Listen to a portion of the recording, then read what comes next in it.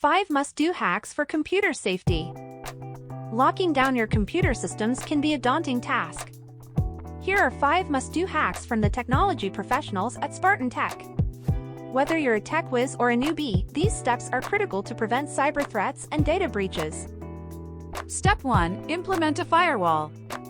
This is your first line of defense against cyber threats. Firewalls act as barriers between your internal network and the rest of the internet, filtering out suspicious or harmful traffic. Step 2. Regular software updates. Hackers love exploiting vulnerabilities in outdated software. Regular updates for your operating systems, applications, and antivirus software ensure that you have the latest security patches, keeping your network safe. Step 3. Use strong, unique passwords. It might seem like a no-brainer, but weak passwords are still a common issue. Use password management tools if necessary and consider implementing multi-factor authentication for an extra layer of security. Step 4. Employee training.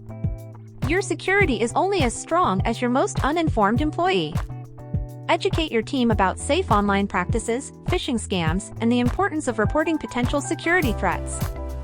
And finally, Step 5. Regular backups. If disaster does strike, having a recent backup of your data can save your business. Consider automating your backups and store them off-site or in the cloud for added protection.